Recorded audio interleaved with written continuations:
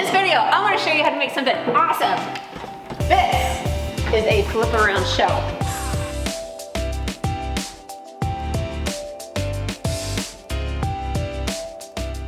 Whenever designing complex ideas like this, I always start off in my modeling program first. I personally use 3D Experience SolidWorks for makers. This is a design tool for your hobby or personal projects that is just $9.99 a month. However, by clicking the link in the description, you'll get 20% off. You'll get everything you need to create anything you can imagine. Online tools for designing, fabricating, rendering, and more, including an active online community for all things making, where you can connect with fellow makers, share your work, learn tips and tricks, or just get inspired.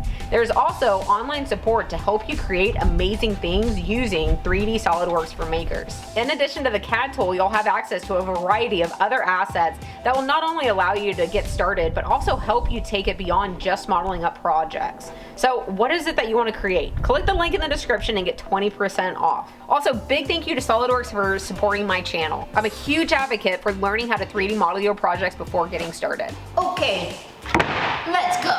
Let's start off with a piece of plywood. This is going to make up a wall, essentially, that will hold the shelves and rotate around. I have a ton of walnut scraps around, so that made my choice, but know that you can use any 3/4 inch stuff. Okay, next is to drill holes in what will be the top and bottom framing members. Actually, there are quite a few parts that require a few different holes in it, so I took all of the parts that need holes in it to the drill press and did them all at once. There's some counterboring, some through holes. If you would like exact dimensions and specs for this unit, I do have a set of plans with details over on my website. By the way, this is one of my favorite new things in the shop. Instead of having to clamp my bench vise down to the drill press table, which is always a pain, this base has 4 knobs that activate or deactivate magnets. It makes adjusting parts a breeze. A tip for you, this part is going to end up being about this long, but I've left it longer to make it easier to hold on to while drilling for the holes. Okay, with holes done, let's start putting together something. These 3 pieces will make up an assembly, but first I want to take the left and right part and put in a threaded insert, one of these here. It's important for these to go in as straight as possible, so what I did was thread on a wheel that will later connect to it, because on the top is an insert for an Allen wrench. And this will give me a way to use a screwdriver to start the insert and turn it. To be extra, I used a speed square to keep an eye on my alignment as I started it. Once a few threads have grabbed into the wood, then the speed square can be tossed aside. There came a point where my strength just simply wasn't enough to continue turning it, so I put a washer and some pliers to finish it, turning the plier handles horizontal so that I could use leverage to crank it around. With that in, I can finish attaching the rest of the components, including a pin that will create a pivot point and a drawer slide.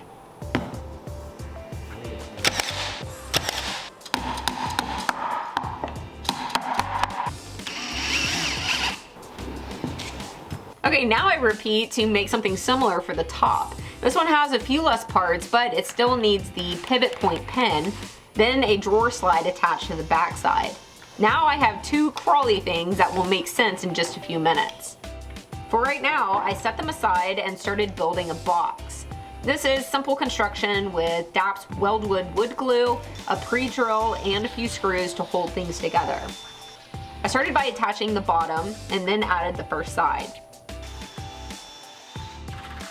Then rotated it around to attach the second side. I slide it to the edge of my workbench so that it won't interfere with my drill as I'm pre-drilling. Let's go ahead and stand it up. For right now, I'm gonna leave off the top. Actually, I still need to make the top, so let's go ahead and go do that. It's big. This is the short piece I drilled holes in earlier, and to make sure I got both lined up with my marks, I went ahead and ran in 2 screws so that the point was sticking out. And this way I could set them in my pre-drilled spots and know it was lined up straight without having to measure. Then the center hole can get a threaded insert so that I have a way to attach the aluminum piece that will be a swing arm. Yes. Now I know this is looking a little crazy, but it will make sense in the next step. With the top made up, I can go ahead and attach it. Ooh. I first stood up the piece that I'm calling a wall and set it on the bottom pivot point. I precariously left it leaning in the box body while I went and grabbed the top. Now I could set this part on the top pivot point. And we're done. At this point, I'm not sure if this idea is gonna work in reality or not. So just a few pre-drills and screws to set the top in place. It kind of feels like I'm building something for a magician set. But hey, this is what it's supposed to look like at this point. However, instead of the final product just spinning freely, I actually just wanted to flip from one side to another and then back again. To do that, I tilted the center shelf so that I could crawl inside slightly and attach those swing arms. There's one that goes to the bottom as well as that top drawer slide assembly. So I reach my arm in to thread in the bolts and then cross my fingers to test it out. Okay, let's see if this works. Yeah. Oh. Oh. Oh, oh, oh.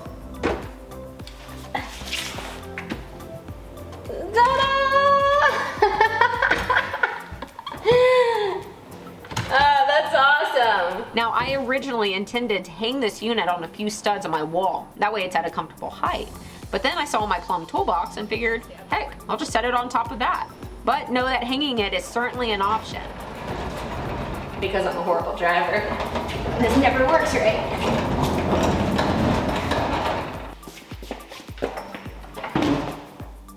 Alright, now the big question is what to store on it. The great thing about being a bare center wall is you can custom design any shelving unit to hold whatever it is you personally want to store, whether it be shoes or towels for the house or hardware and sandpaper for the shop. And that's what I'm going to be using mine for.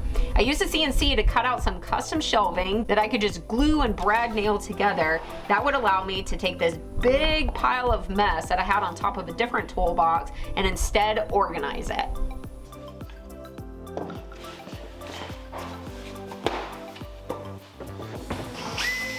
After mounting the shelves though, I was able to load them down and test it out. I was a little worried about the weight of the hardware throwing off the balance of its movements, but honestly, it worked great. Just keep in mind the rating that the drawer slides have whenever you purchase them.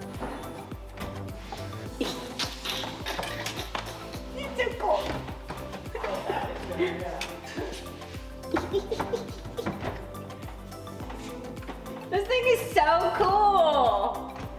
Yeah! And don't forget, if you're interested in the plans for this build, I have them posted on my website, as well as many other shop projects. Okay, and that's it for this one. I really hope that you've enjoyed this project. I would personally love to hear what you would store on it. I think it's really versatile, and honestly, I think it's really cool. So I hope that you enjoyed it. I'll see you on whatever I'm building next. Then down here, just regular boxes for, oh, come on. Look.